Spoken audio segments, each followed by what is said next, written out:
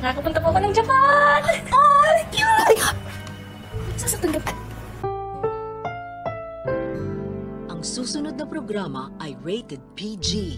Ito ay nangangailangan ng patnubay at gabay ng magulang para sa mga batang manunood.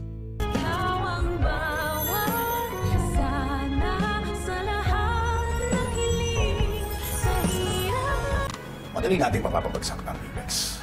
It's time to get what I deserve. Magmi-meeting na naman sa conference room ang demonyitong mag-ama, sila Eric at Justin para sa mga susunod nilang plano kung paano mapabagsak ang Apex. At gustong-gusto na nga ni Justin na makitang lugmok sa kahirapan ang kanyang inang si Giselle at hindi niya nga yata ito mapapatawad kahit kailan.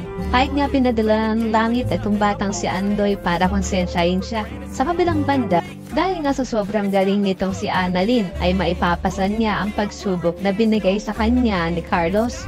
At sa pagkikita nga nila Carlos at Michael ay mapag-uusapan nila kung gaano kagaling na doktor itong si Annalyn. Na aminado din si Doc Benitez sa kanyang sarili na kahit ano pa yatang pagsubok ang ipagawa niya kay Annalyn ay mapagtatagumpayan nito dahil sa sobrang galing nga nito.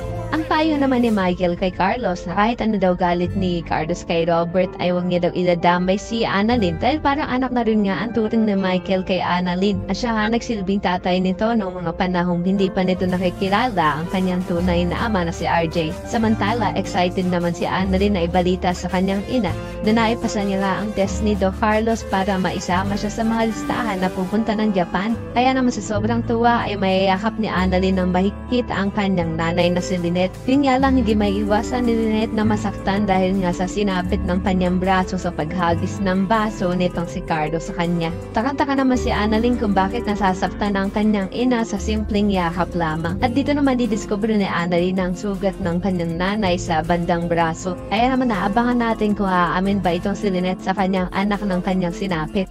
Kaya naman umaasa ka rin na sana ay hindi na magbulag-bulagan si Lynette sa mga nakikita niyang tunay na ugali ni Carlos at mang maipakulong niya na ito ay pakilike ang video na ito and don't forget to subscribe. Thanks for watching and see you next time. Bye-bye!